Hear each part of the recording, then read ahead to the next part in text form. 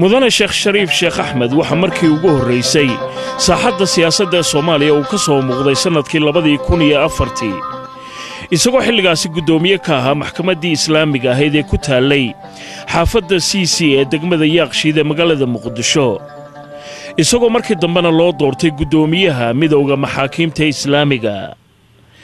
intii xilkaasi aan loo dooranin ayaa sheekh shariif sheekh axmed waxa uu ku jiray bahda waxbarashada ee dalka Soomaaliya waxaana macallin uu ka ahaa qaar ka mid ah dugsiyada waxbarasho ee dalka Soomaaliya gaar ahaan magaalada Muqdisho sheekh shariif sheekh axmed waa nin ka soo jeeda qoys culimo oo diinta islaamka aad ugu dheer caana ka koonfurta Soomaaliya kuwaas oo lagu qadariyo kaalinta bulshada ay kaga jiraan dhanka waxbarashada sheekh shariif sheekh axmed waa nin aqoon-yahana oo jaamacada kaga soo baxay wadamada Suudaan iyo Liibiya waxaanu ku takhasusay qaanuunka iyo shareecada sidoo kalena waxa aad loogu amaanaa sheekha amnigii iyo xasiloonidii muddada 6 bilood socotay ee Muqdisho ay ka hirgeliyeen isla waqtiyadaasi ayaa maxaakiimta waxa hogaaminayay sheekh shariif sheekh axmed waxaana uu ku guuleystay furidda gegida diyaaradaha magaalada Muqdisho oo xidhnayd in ka badan 10 sanadood burburkii midowgii maxaakiimta islaamiga kadib ayaa sheekh shariif sheekh axmed waxa wadaxaajoodu la galay dawladdii uu hogaaminayay madaxweyne Cabdilaahi Yuusuf Axmed Allah u naxariistee isagoo kula heshiiyay in ciidamadii Itoobiyaanka ahaa laga saaro dalka Soomaaliya laguna soo bedelo ciidamo ka socda midowga Afrika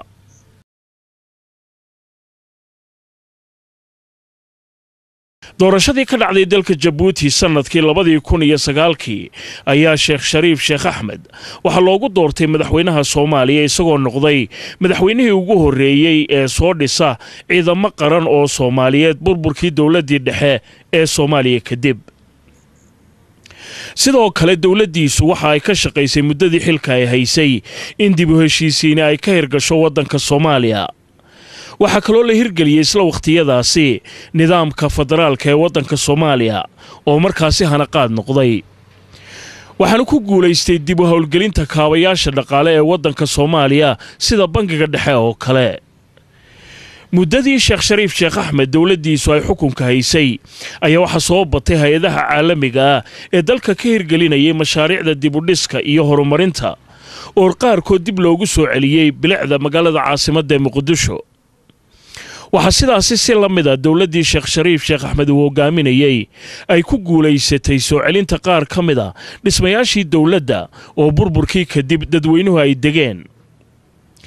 dawladdii sheekh shariif sheekh axmed waxay ku guuleysatay in la sameeyo hanti soo celin iyadoo dadka qaar ay dib u heleen hanti maguurta oo ay ku waayeen intii waddanku burbursanaa dawladdii federaalka ahayd ee kumeel gaadhka ahayd ee uu hogaaminayay sheekh shariif sheekh axmed waxay qortay oo ay hirgelisayna dastuurka dawladda ee Soomaaliyeed waxa intaasi dheer in dawladdii uu hogaaminayay sheekhu ay hirgelisay mashaariic loogu diyaarinayo bulshada isbedel iyo dawlad wanaag iyadoo deegaamo fara badan laga hirgeliyay mashaariic lagu dhisayo bulshada dawladdii sheekh shariif sheekh axmed waxa waddanka ay u diyaarisay in laga qabto doorashooyin madaxweyne markii ugu horeysay taariikhda waddanka Soomaaliya kadib markii ay burburtay dawladdii dhexe ee waddanka Soomaaliya iyadoo doorashooyinkii ka horeeyay waqtigaasi ay dhammaanba ka dhici jireen wadamada dariska ah sharaf ayta maanta shir lagu dooranayo madaxdii qaranka ee halka ka dhacay magaalada Muqdisho iyo Soomaaliya 42 sano kadib mudane aliya marweyn waxaan la soconaa taariikhda dheer ee aan soo marnay iyo halkii dhowraan loo soo galay maanta halkan la soo gaaray dhinaca kalena waxa jiray dhaliilo loo soo jeedinayay dawladdii uu hogaaminayay madaxweyne sheekh shariif sheekh axmed haddaba arrimahaasi oo dhan ayaa waxaan ka waraystay sheekh shariif sheekh axmed oo aan ku kulannay waddanka Uganda annagoo gaar ahaan waraysigan ku qabanaynaa magaalada Jinja. Sheekh Shariif Sheekh Axmed waraysigii aan la yeeshayna waxa uu ku bilaabmay sidan. mudane Sheekh Shariif Sheekh Axmed ku soo dhawo telefishinka Universal aad iyo aadna waad u mahadsan tahay. su-aasha ugu horreysan ku weydiinaya waxa weeye waxaa tahay murashax u taagan doorashooyinka madaxweynenimada ee Soomaaliya. sababta mar kale aad isugu soo taagtay maxay tahay? bismillaahir rahmaanir rahiim alxamdulilah wasalaatu wasalaamu calaa bacdu. marka hore cabdisalaan adiga iyo telefishinka waa idin mahad celinaa. su-aashaasuna waa su-aal wanaagsan. dalka aniga muddaan ka soo shaqeeyey falilaahi alxamdu intii aan joogay waxyaabo badan oo aan isleeyahay guulay ahaayeenaa jiray. dadka igala shaqeeyey inkastoo gacanaysiisa waa ku mahadsan tahay, laakiin waxaan isleeyahay xilligan waxaad qaadatay fursad inaad dusha ka fiiriso, dib u akhriso wixii aad soo martay, dib u fiiriso ama kor ka fiiriso waxa socda siday u socdaan. marka waxaan isleeyahay maadaama ay waajib tahay qof kastoo Soomaali inuu ka qayb qaato inta uu kari karo dalka inuu yani gacan ka geysto horumarkiisa iyo nabadiisa, armay habboontaa mar kale inaad u istaagto waxna aad ku kordhi kartaa yaan aaminsanahay. muddadii 4 sannadood ahayd ee xilkaad ka sii maqnayd laga soo bilaabo 2012 inta badan waxaa joogtay waddanka dabadiisa, laakiin waxaan ka warhayaa in hawlo fara badan oo Soomaaliya khuseeya aad gacanta ku haysay, bal hadda tafaasiil naga sii. waa runta waxaan gacanta ku hayay hawlo fara badan oo ay ka mid yihiin dib u heshiisiinta, waxbarashada, caafimaadka oo aan aaminsanahay inay yihiin waxyaabo muhiim u ah dadka Soomaaliyeed xilligan la joogo, maadaama burbur badan dalkii ku dhacay, dagaallo sokeey ay dhaceen, weli dib u heshiisiin dhaba oo diib ah oo dadka Soomaaliyeed dhista kalsoonidoodii gaarsiisa meeshii la rabay aysan dhicin, isla markaasna loo baahan yahay in base looga dhigo taas dawladnimada Soomaaliyeed inay hana qaado, iyo waxyaabaha kabi karo ah aqoonta oo aad iyo aad muhiim ah. maanta waxa lagu tartamayaa caafimaadka oo dadka dhalanaya, haweenka, dadka waayeelka ah dhammaan in ihtimaam la siiyo ama loo dhiso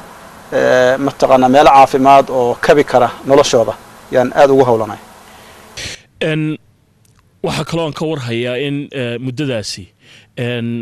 kororsi xagga aqoonta ama waxbarashada aad ku jirtay, bal hadda taana tafaasiil naga sii. waa run waa dhici kartaa dad badan inay isweydiiyaan yani qofku hadduu meeshaas gaaro muxuu uga baahan yahay aqoon, laakiin dhaqanka islaamka iyo dhaqanka adduunkaba qofku mar walba aqoon u baahan yahay. marka haddaad wax taqaanid waxaa jira waxaadan aqaanin marka inaad ka faa'iidaysato. waxaan mataqaanaa aad culayska u saaray waxyaabo fara badan oo ay ka mid yihiin luqada Ingiliishka. aniga thaqaafadayda waxay u badneed dhinaca Carabiga, marka inaan adduunkana soo fahmo Ingiliishka ku hadla, luqadiina soo fahmo, culture-koodana soo fahmo, taasaan aan ku aad ugu hawlanay. waa tahay xagga samafalka waxaan ka warhayaa hay'ad samadoon la yidhaahdo in aad samaysay oo waddanka Imaaraadka aad ka asaastay. hay'addaasi taabagal ma noqotay? hadday noqotayna maxaa qabateen?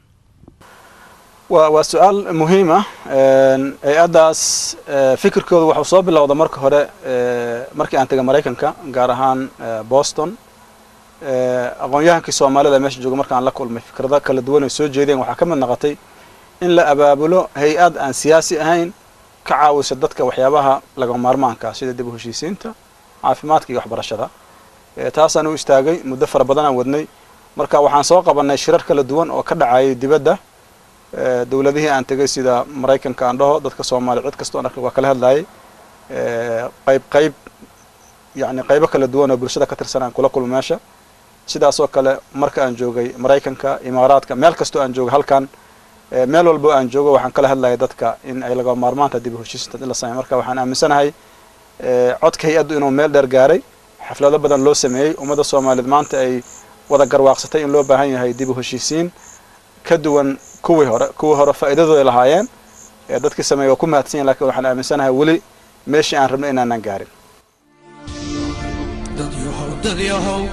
waxaan idin jirnaa Samadoon Foundationka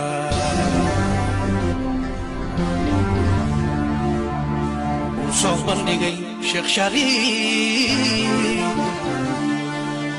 sareedada laga filahayana saddex buu ku shaqayn rabaa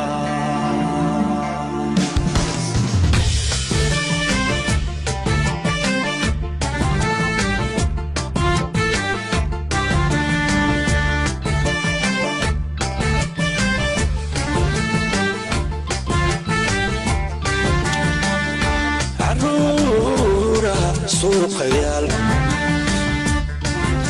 sagsaago halista galay qoyskooduna saboolka yahay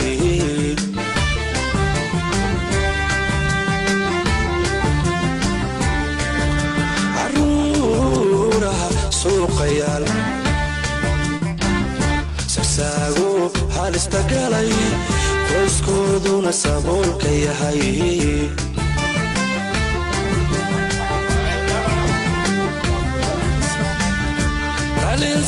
inay helaan adduunka la soo saftaan saasuu samaadoon rabaa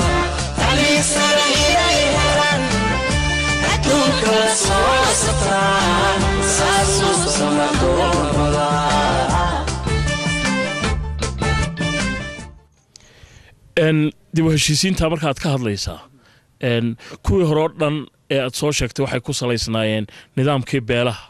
maantana sidaynu ka war hayno waxaa jira dowlad goboleedyo fara badan oo ka unkumay dalka Soomaaliya yaa la heshiisiinaya markaa ma dowlad goboleedyada iyo dowladda dhexe ma dowlad goboleedyada la faahantooda mise habkii beelaha ayaad isleedahay waa loo mari karaya mar kale magac kastoo la qaado Soomaalidu waa isku xiran yihiin marka beeluhu kama marnaanayaan dowlad goboleedyadu qayb bay ka noqonayaan dowladda dhexe qayb bay ka noqonaysaa dadka wax garadka ee Soomaalida qayb ay ka noqonayaan marka bulshada Soomaaliyeed dhamaanteed ba waxaan rabnaa inay ka wada qayb qaataan dib u heshiisiinta la iscafiyo dadku is saamaxaan beej cusub la furto يعني laga fikiro mustaqbalka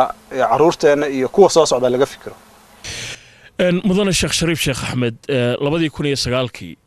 markii dawladdaadu ay xilka qabatay waqti aad u adag buu ahaa khaasatan xagga nabadgelyada oo sal laga warhayo magaalada Muqdisho jidkan weyn ee Makaal Mukarrama aad bay u adkaydeen gawaarida dawladdu ay maraan shabaab baa xoog ku lahaa inkastoo tallaabooyin ay qaadeen haddana dhibaatooyinkii xagga nabadgelyadu wali way taagan yihiin iyadoo 22,000 oo askari oo ka socda midowga Afrikada dalka Soomaaliya ay joogaan nabadgelyaduna saad ka warhayso waxa weeye shayga ugu mudan dalka iyo dadka Soomaalidu ay u baahan yihiin maxaad ka qaban karaysaa waad isleedahay imka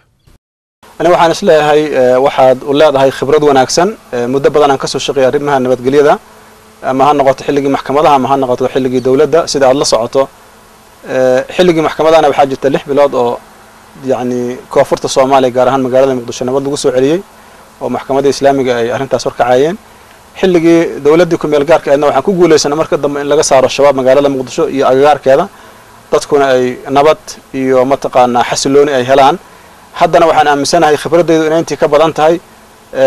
ha noqoto dhinaca dhismaha ciidamada kala duwan booliska militariga nabad sugidda ha noqoto abaabulka shacabka ha noqoto hay'adaha kaaba sida hay'adaha dhaqaalaha ciidanka haddaan dhaqaale loo helin waxa ma sameey kartid ha noqoto isfahamsiinta bulshada ama dib u heshiisiinta oo iyadana base u noqon doonta arrinta nabadgelyada ha noqoto mashaariic loogu talagalay dhalinyarada la marin habaabiyo laftigooda ka tirsan shabaab oo aan aaminsanayn fikir ahaan laakiin laga yaabo dhaqaalahan inay ugu weecdeen ama waxay qabteen ay waayeen ama been looga sheegay barnaamijyo gaar ah oo loo sameeyo ha noqoto dadka oo shaqo loo abuuro maxaa yeelay haddaysan dadku shaqahaynin waxa dhacaysa inay qayb ka noqdaan dambiyada dhacaya marka waxaan aaminsanahay wixii hore looga soo qabto wax ka wadaagsan in ay suuragal tahay in laga qabto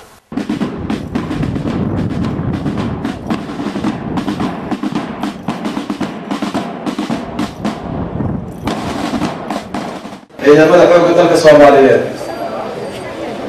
waxay soo mareen maraaxil adag marka waa inaan ka fikirnaa sidaan u dhisi lahayn ama hagaajin lahayn waa inaan ku fikirin marna waa inaan kala dirno ciidanka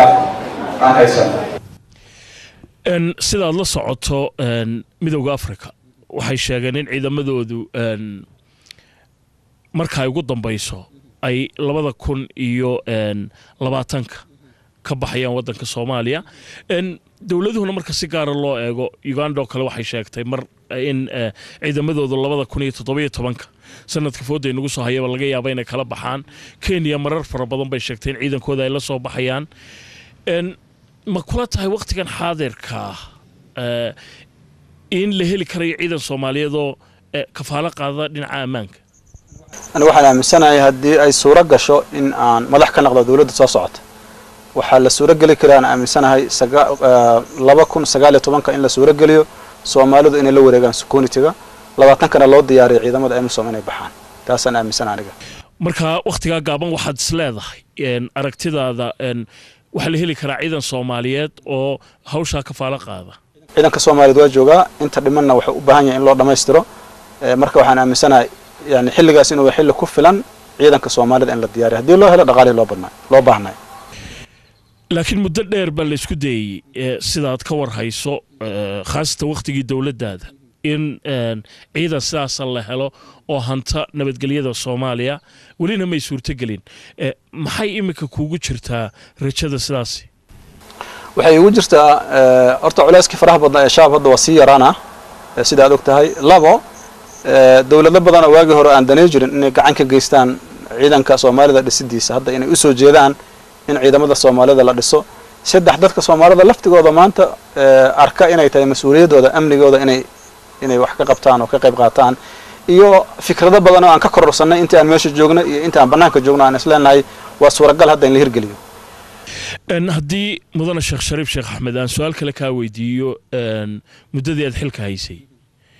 maxaa ugu weyn ee aad ka kororsatay baad oran lahayd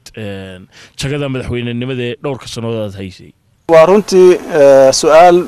aad iyo aad muhiim u ah qofka bani aadamka mar kastaba noloshiisa wax cusub oo ka korsana haddii indhihiisu furan yihiin gaar ahaan xilligaas adag qofka ku soo aada marka ani waxaan isleeyahay waxaad ka kororsatay in aad fahamtid shacabka Soomaalida inaad fahamtid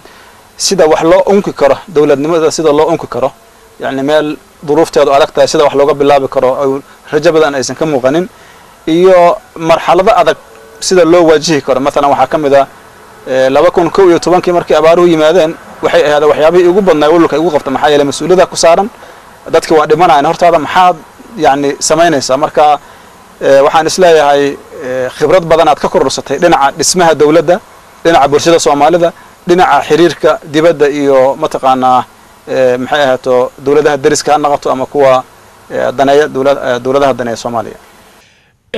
sida aynu ka wada warhayno arinta Soomaaliya gacantoona guma jirto dadka Soomaalida waxa jira dhinacyo fara badan oo saameyn xoog leh kulla arrimaha Soomaalida haday noqoto jimciyadda qurumaha ka dhaxaysa quwadaha waaweyn midowga Afrika oo ciidamadooda haatan Soomaaliya ay ku sugan yihiin wadamada dariska waxaana laga yaabaa marar fara badan inaan danahoodu iswaafaqin oo ay ku kala duwanaadaan markan haddii madaxweynaad noqoto sidee baad isugu dayi lahayd in waxaas oo dhan jiha kaliya ay u wada socdaan waxaan aaminsanahay inaan ka faham fiicanahay intii hore marka laga hadlayo hay'adaha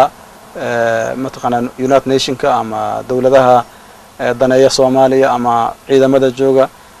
isku duwidooda iyo meel u jeedintooda in ayaga iyo dawladda Soomaalidu ay isku wax ka shaqeeyaan isku program la fuliyo maanta waxaan isleeyahay faham fiican oo leedahay waana wax suuragal in laga shaqeeyo laakiin waxa laga yaabaa dadka Soomaalida mararka qaar inay isweydiino inaan ka aragno dhinaca negative-ka kaliya inaan ka aragno laakiin dhinaca positive-ka anagu nagu xiran yahay waxaan aaminsanahay haddii dawladdu ay qorshe la timaado ay tiraado kan ayaa lagu howlgalaa kuna qanciso dawladaha iyo hay'adaha waaweyn ka howlgala Soomaaliya in lagu khasban yahay in la raaco marka taasna waa tan aan ku tala jiro anaga inaan sameeyo dalka Soomaaliya gudihiisa haddaan su'aal ka weydiiyo dawladdii aad madaxweynaha ka ahayd baa bilowday nidaamkan federaalka dad fara badan oo Soomaali waxay qabaan in halkii uu ka soo dhaweyn lahaa nidaamkaasi in Soomaaliya ay wada jaan qaado inaad moodo in ay xoog yeesheen ama ay sii xoogaysanayaan maamul goboleedyadu wada shaqaynta ay la leeyihiin dawladda dhexena mararka qaarkood aanay sabab u adkayn taa maxaad ka qaban lahayd ujeedada ugu weyn oo laga lahaa waxay ahaaday in dadka Soomaaliyeed awood loo siiyay inay ismaamulaan la yareeyana awoodda badan ee gacanta ay ku hayso dawladda dhexe gaar ahaan kuwa khadamaadka ama adeega bulshada inay gaaraan dadka oo cid kastaba ay heli karto adeegga u baahneed fikrad ahaan marka la fiiriyo taas waa fiican tahay laakiin sida loo suurta gelinayo waxa moodaa ama loo suura gelinayo federaalka in aan weli la siinin fursad dadka aqoon-yahanka ah in intay fariistaan ay dhahaan habka ugu fiican waa habkan waxaad moodaa hadda inay u samaysmayaan habbeeleedkaas waxaa laga yaabaa inuu sii xoojiyo yani conflictiga iyo kala fogaashada bulshadana oo ka qayb qaataa dhici karta marka aniga ra'yigayga waxay tahay marka la sameeyo dib u heshiisiinta ummaddu ay wada fariisato ay heshiiso colaadu ka dhamaato caloosheeda ummad Soomaaliyeed madaysan ay noqoto waxay ka hadli karaan nidaamka ugu fiican oo ay qaadan karaan ama federaal ama qeyrkiisa ama nooca federaalka ay rabaan ayagu marka waxaan aaminsanahay shacabka in fursad loo siiyo laakiin caqabadka jira horta meesha laga leexiyo aan wax lagu khasbin mudane Sheekh Shariif waqtigii hore madaxweynaha ahayd waxa la oran karaa inta badan waxa lagu foognaa arrimahan ammaanka iyo saad sheegtay abaarihii dalka ka dhacay waxbarashada oo ay ka soo baxayaan jiilka dambe Soomaaliyeed sidaynu la wada soconno manhaj midaysan ma jiro waxbarashada maanta la qaataana waxa weeye mid inta badan ka timaada dugsiyada gaarka loo leeyahay oo manhajkoodana wadamo kala yimaada taasina sida aad garan karto waxa la saadaalinayaa mustaqbalka ay Soomaaliya dhibaato ku noqon doonto ma jirta fikradaad isleedahay malaa dhibaatada taas laga bixi karaa dhowrkii sano ugu dambeysay waxyaabaha aad ugu hawlanaa waxay sida loo sameyn karo manhaj ama curriculum midaya waxbarashada dalka oo dhan oo ay ka wada qayb qaataan hay'adaha madax bannaan ee waxbarashada ku hawlan iyo dawladda hababka loo sameyn karo waxaan aaminsanahay inay tahay inay dawladdu lead garayso in la organize gareeyo meetingno ku saabsan dadka tacliinta gacanta ku haya iyo dadkii ka shaqeey jiray manhajta wali macallimiinta dadka ka jooga manhajta joogu jirtay oo diyaar waa inay ka qayb qaataan waxaa jira dawladda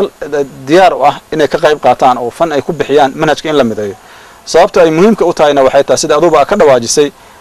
haddii manhajka uu kala duwan yahay waxaad soo saaraysaa jiil aan shaqo isku lahayn oo dareenkiisu kala duwan yahay tacliintiisu kala duwan tahay taasina dalka dhibaato ku keenaysa marka la barbar dhigo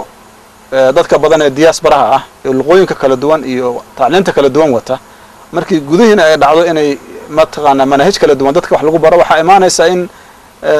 wixii aan ka baxnay oo isfaham waaga ahay haddana meel kale oo ka bilaabo karo waxaan isleeyahay Soomaaliya maanta uma baahna arrintaas waana arrin laga fursan karo waana arrin runtii aad aan maskaxda ugu hayno in wax laga qabto arrimaha ugu waaweyn ee dhibaatada ku ah dadka Soomaalida iyo dalka Soomaaliya caafimaadkaasna kamid ah maanta qofkii aan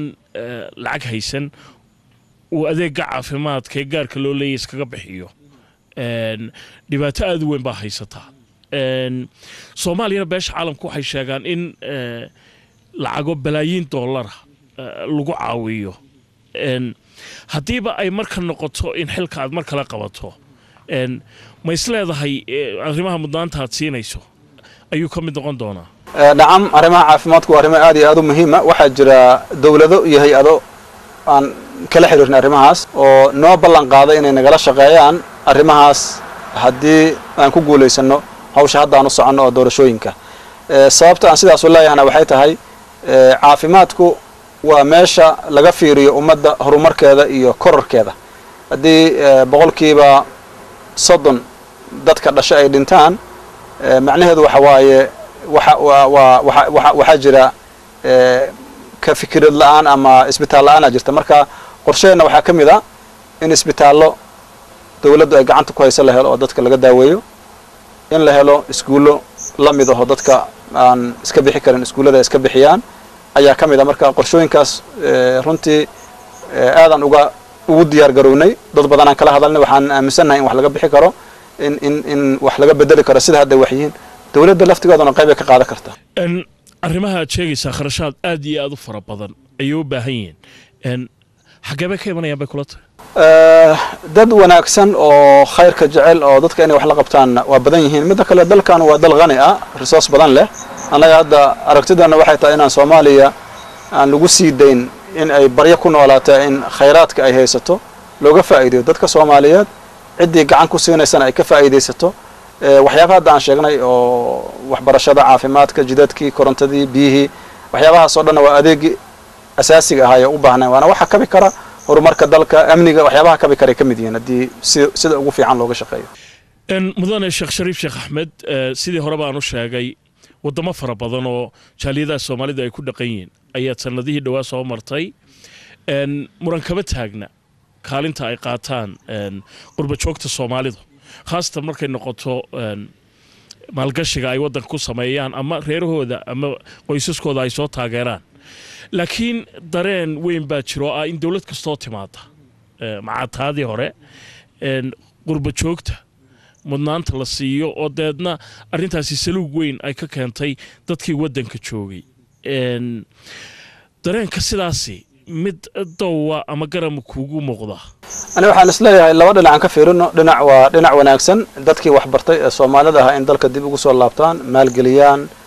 ka qayb qaataan dib u dhiskiisa wax aad iyo aad u fiican waana wax Soomaalida maanta waxyaabaha la leeyahay fursad ay u haystaan ay ka mid tahay laakiin haddana waxa imaanaysa sida aad sheegtay dadka gudaha jooga laftigooda markay ay waayaan fursad shaqo ayagoo markii hore gudaha joogay laga yaabo shaqooyin badan inay kari karaan waxyaabaha qaar inay qabtaan haddii laga gudbo oo la qaato kuwa dibadda ka yimid ayadana waxay keenaysaa xoogaa waxay keenaysaa masayrka aad sheegnay ama waxay keenaysaa in loo arko in dadkii dibadda ka yimid oo shalay lafooda la cararay haddana dalkii ayagu faa'iido ugu badan ay ka helayaan marka aniga waxaan aaminsanahay in qolada gudaha joogtana la sii karo fursadooda kuwa dibadda ka yimidna la faa'iideysan karo arrinta kale oo muhiimkana waxay tahay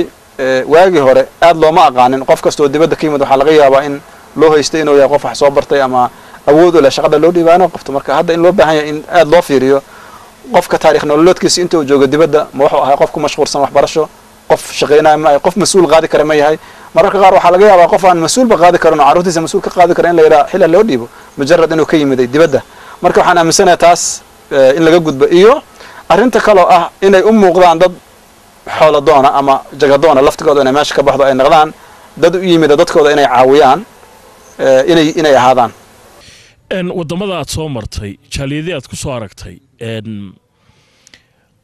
siday kugu muuqdeen ma ahaayeen qaar wadamada ay ku nool yihiin la jaan qaaday oo dhib iyo dheefba la qaba oo waxtar leh mise dad dulsaaran ku ah wadamadaasi kugu muuqdeen runtii Soomaalida mustaqbal fiican ay leeyihiin dadka aan soo arkay dibadda xilliyadii hore waa laga yaabaa inay xogaa dhibaatooyin soo mareen hadda waxa ka soo muuqanaya marka ugu horeysa dhinaca waxbarashada oo runtii ah dhinaca mustaqbalka fiican aan ka arkayno in carruurtooda ay aad ugu dadaalayaan ay geliyaan hanti fara badan waqti badan ay geliyaan meeshii waayii hore ay dhici jirtay anuga iskuulka in loo diro aan waxba dambe la weydiinin la ogaado marka dugsi sare u dhameynaa inuu yahay anug waxbarashadii ku dhacay ama yani aan wax badan ka keenin markaas oo culays ku noqdo qoyskii ama uu noqdo anug khatar waa inuu ama يعني dadka daraagas ka ganacsada ama al-shabaab ama meel kale inuu galo laakiin hadda waxa muuqanaysa dadka Soomaalida inay fahmeen oo la qabsadeen meelaha ay joogaan aadna uga muuqdaan ama noqdaan dhinaca tacliinta ama noqdaan dhinaca maxay ahaato shaqada waxyaabaha kale dhawaanahan aadka loo hadalhayay markay noqoto wadamada Soomaaliya gaar ahaan iyo Kenya waxa kamid ah qaxootiga ka badan 400,000 qof ee ku jira xiriyaha gobolka waqooyiga bariga Kenya oo Kenya ay sheegtay in sanadkan intaan u dhamaan 2016 ay doonayaan in wadankoodii ay ku laabtaan sida aad qiyaas karaysana culays aad iyo aad weyn ay arrintaasi la imanaysaa ma jirtaa waxaad maskaxda ku hayso aad isleedahay dhibaatadaas markay ugu liidato waa lagu yareyn karaa marka ugu horeyso horta qaxootigu waa mas'uuliyad saaran dawladda Soomaalida iyo shacabka Soomaalida in ay xal u helaan hadal kama jooga taas mas'alada muhiimka waxa waaye wax looga qabanaa sida wax looga qabanaa kow in amniga wax laga bedelo labo in loo diyaariyo deegaan nolol wanaagsan leh isla markaasna loo abuuro shaqooyin ama xirfado maxaa yeelay qofkii in la soo qaado xogo yar oo lacag la siiyo oo lagu tuuro magaalada gudaheeda ama meesha uu ka yimid macna uma sameynayso waxa macna sameynaya waxay tahay qofkii in mataqaana meel aaminana la geeyo nolol degan oo helo ay ka mid tahay gurigii canuga iskuulkii oo tagi lahaay isbitaalkii haddii qof xanuunsada la geey lahaay iyo xirfad oo ku shaqeysto in loo abuuro waxaan aaminsanahay in wax la sameyn kara ay yihiin maxaa yeelay mas-uuliyadda hadda Soomaaliya kaliya saara UN ta laftigeeda qayb ka qaadanaysa dawladda Kenya laftigeeda waxaan aaminsanahay in ay fahamsan tahay in aysan suurtagal ahayn in la iska qaado oo la daadiyo maxaa yeelay inay soo laabtaan wax diiday ma lahadan ay marka la yimaadaan laakiin haddii su'aal kale aan kaasii weydiiyey isla arrintaa dad fara badan oo ka faallooda arrimaha Soomaalida ayaa waxay qabaan arrimahan dhinaca ammaanka in ay ugaba sii dari karayaan oo marka dhalinyarada sidaas haddii si habaqlaa lagu celiyo oo aan waxba loo sii qorshayn in ay ku biiri karayaan al-shabaab oo kale waa sax arrintaas waa wax dhici kara mana la beensan karo sidaas darteed aan u aaminsanahay in loo helo hab nololeed oo cad oo mustaqbalkooda lagu damaana qaadayo ama lagu hagaajinayo ay ku kalsoonaan karaan maxaa yeelay qof kasta Soomaaliya maanta waa jecel yahay inuu mataqaana ku noqdo dalkiisa nolol wanaagsan inuu helo qofna xiisa uma qabo inuu xiraq qaxooti ku jiro laakiin waxay u baahan tahay in loo diyaariyo nolol ay ku qanci karaan oo ay uga tagi karaan meesha maxaa ugu badan baad oran lahaydee aad isleedahay wallaahi hawshaasi kuma dhammaano iminka haddii lagu doorto halkaasaad wax ka bilaabi lahayd dhisidda hay-adaha dawladda markii aan bilownay ay ka mid yihiin ciidamada qaybahooda kala duwan garsoorka oo aad ogtahay in uu aad muhiim u yahay Soomaaliyana aad ogtahay in cadaalad darradu iyo musuqmaasuqa uu yahay meel aad farta loogu fiiqo sidaas oo kale dib u heshiisiinta laftigooda hadda aan ka sheekaynayno soo celinta kalsoonida kor u qaadida yani qofka Soomaaliga ahamigiisa inuu ku faanin karo Soomaalinimadiisa waxyaabaha aan aaminsanahay inay ay qabiyo ahayeen oo in la dhameystiro ay u baahan tahay al-shabaab waxa dad fara badan ay aaminsan yihiin in kastoo awoodooda ay weeqantay haddana in halistoodii ay taagan tahay sida marar fara badan ay muujiyeen hadday noqoto qaraxyada ay Soomaaliya gudaheeda ka geystaan iyo wadamada dariska weerarada mararka qaarkood ay ku qaadaan sidoo kale dad fara badan mudane Sheekh Shariif waxay isweydiinayaan 22,000 oo askari oo Afrikaana oo mushahar wanaagsan qaata marka meel bal iska dhiga ciidankii Soomaalida ayaa wadankii jooga xaaladda Soomaaliyana waxaan ka warhayaa inaad aad iyo aad uga warhayso sida loogu maara waayay ilaa imika in arrintaa la soo afjaro ciidamadan jooga Soomaaliya African Union waxaa loo tababaray yani ciidan nidaami ah oo loogu talagalay ciidan kale oo ayaga lamid ah inay ka hortagaan waxa ay la dirirayaan ka duwan yihiin waxa laga yaabaa fikrad fiican inaysan ka haysanin ayaga laftigooda inaysan jirin wada shaqayn buuxda maxaa yeelay waxay ka yimaadeen dawlado kala duwan tababaro kala duwan ay soo qaateen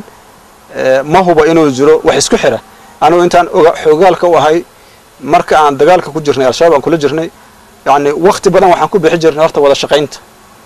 ciidamada Soomaalida ciidamada AMISOM inay dhacaan waxaan aaminsanahay midda ugu fiican oo lagu weeqi karo shabaab awoodooda waa taas in la helo horta wada shaqayn buuxda taas waxay dalbaysaa in la helo information in la helo xogti in la helo si loogu hawlgalo maxaa yeelay ciidan meel safan oo aan la dagaalamayso ma jiro dadkaasi ku dhex jiraan guryahay degan yihiin jidkay kula joogaan baabuurtay saaran yihiin marka waxa u baahan tahay ugu horeyso waxa barta inaad heshid information kadibna heshid cid awood u leh inay dhaqaaqdo oo hawshii soo qabato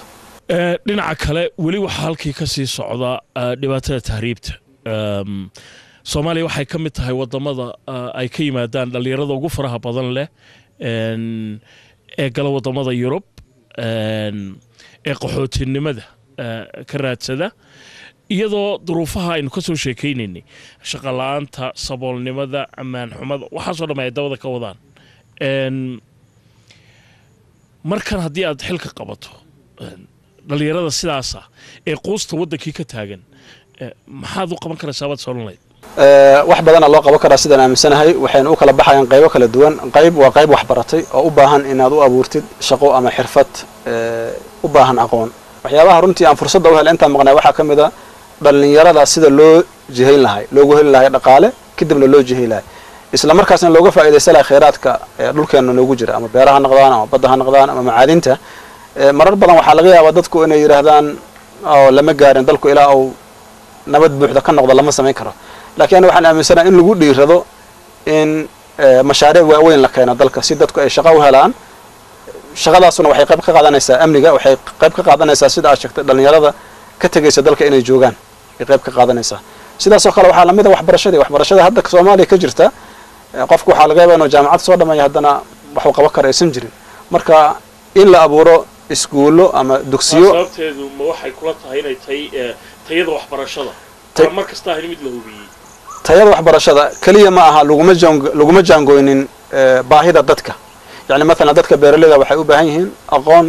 nooc gaar ah kuwa xeebta degan waxay u baahan yihiin aqoon nooc gaar ah kuwa miiga jooga ee xoolaha raacda waxay u baahan yihiin aqoon nooc gaar ah marka in loo diyaariyo iskuulo noocaas ah oo dhalinyarada marka dugsi dhexe ay dhameeyaan ay helaan shaqo yani aqoon ay ku shaqaysan karaan xirfad in loo diyaariyo meesha hadda xoogga la saaro dadka dhan inay ama master qaataan ama PhD qaataan muddadii aad xilka haysay waxyaabaha lagu dhaliili jiray dawladdaadii marka laga tago dabcan tii ballanqaadku ahaa oo ahayd in shabaab la cidhib tiro oo aan dabcan ilaa imika soconin iyo ta kaloo ahayd nidaamkii axsaabta in la bilaabo siyaasadda oo iyana ilaa imika aan hana qaadin waxaa ka mid ahaa musuq maasuqa oo dawladdaada ay dad fara badani ku dhaliili jireen dhaliishaasi ma kula ahayd mid saxa inay ahayd aan ka bilowna midda amniga oo ka dhawaajisay oo al-shabaab ama tan axsaabta laftigeeda kadibna aan ku nimaado tan ani waxaan aaminsanahay al-shabaab inta laga qabtay yani waxay ahaaday wax runtii dawladdii aniga aan hogaaminayay lagu abaal mari karo la dhihi karo ficlan shaqo fiican ay qabteen maxaa yeelay markii aan tegayna meesha xabadda akahana soo gaaraysa dhaqaalaha aan helayna waa yaraay ciidamada aan helayna waa koobnaayeen qalabka ay leeyihin waa koobnaayeen runtii dadaalka dadkii nala shaqaynayay iyo dadka Soomaaliyeed iyo dawlado iyo dad soo gurmaday waxa la awooday in la wiiqo awoodoodii taas waxaan rabaa inaan sidaas u iraa midda ku saabsan axsaabta siyaasadda dal xabadu ka socoto alqaacida ay joogto dhibaato ay ka jirto xisbi inaa u diyaariso waxay u baahan tahay diyaar garow fiican marka waxaan aaminsanahay xilliga aan diyaar lahayn wuxuu ahay 40 sanona haddii annaga meesha waa ka soo tagnay laakiin shayga dhabta ah wuxuu yahay mar haddii hay-adaha dawladda ay awoodooda ay xadidan tahay oo capacity loo baahnaa aysan lahayn habkii loo ilaali jira dhaqaalaha ee standardka uusan jirin waxaa imaanaysa in lagu eedo waxaadna ku khasbantahay inaad yani maqashid eedaas laakiin aniga iyo dawladdeydaba mar walba waxaa naga go'naad in musuqmaasuqa la yareeyo haddaan la cirib tiri karin taasna waxay keentay yani in hay-adaha maaliyadda ku shaqa leh in mar walba yani lagu sameeyo duba habayn hagaajin tababaro loo keeno dad aqoon-yahan oo la shaqeeyo oo caawiya laakiin waxaan isleeyahay wax la og yahay inay jiraan ama ay suurtagal yihiin marka la siyaasadayo la boonbooniyo طبعا waa garan kartaa waxay ka baxayaan xadkoodii waa tay gabagabadii barnaamijkeenu maraynaa haddii aan doorashadaada imika aad u taagan tahay laba su'aalood kaa weydiiyo mid waxa weeye baarlamaanka oo iyagu dabcan dooran doona madaxweynaha cusub xubnaha ku jira waxaad ku odhan lahayd mid ama laba ama saddex waxa igu doorta midna waxa weeye ta qofka caadiga ee Soomaaliga ee isagu aan baarlamaanka iyo hay'adaha midna ku jirin ee magaalada iska jooga meesha dooraba Soomaaliya ka joogay haddaynu kala horreysiino qolada wax dooranaysa maxaad ku odhan lay qolada wax dooranaysa waxaan dhihi lahaa horta aniga falilah alxamdu khibradii loo baahnaana waa soo helay waxaana diyaar u ahaa dalkaas in aan dadaal badan ku bixiyo in uu ka gudbo marxaladda adag u gudbo marxalad caadi ah dawlad caadi ah inuu gudubto Soomaaliya waxaan aaminsanahay inaan ahay qofkii habboonaa ee ku hogaami lahay dalka xilliga soo socda marxaladaas dadkaas waxaan rabaa intaas inaan ku iraa shacabka Soomaalida waxaan rabaa inaan iraa aniga waxaan rabaa inaan dadka Soomaaliyeed gaarsiiyo Soomaaliya inay noqoto meelaha ugu fiican oo adduunka lagu noolaa karo xagga amniga xagga nolosha xagga shaqo helidda xagga waxbarashada mustaqbalka dhow markaas suurtagal ma ku tahay arrimaha sheegaysa inay dhici karayaan waxaan aaminsanahay wax weyn in laga bilaabi karo waxaan aaminsanahay wax laga bilaabi karo arinta ugu muhiimsan waxa waa arinta cadaaladda aniga waxaan ballan qaadaa dadka Soomaalida ugu shaqeeyo si cadaalada inaan ka shaqeeyo midnimadooda iyo isjaceylkooda mudane Sheekh Shariif Sheekh Axmed aad iyo aad baad mahadsantahay intaasna waxa ku dhan barnaamijkan oo ahaa barnaamij gaara oo marti uu noogu ahaa madaxweynihii hore ee dawladda Soomaaliya Sheekh Shariif Sheekh Axmed isla markaasna imika murashax u taagan jagada madaxweynenimada ee dalka Soomaaliya barnaamijkan oo idinka imanayay magaalada Jinja ee waddanka Uganda. Intaasi ayuu ku dhan yahay intaynu dib u kulmayno. Nabadgelyo.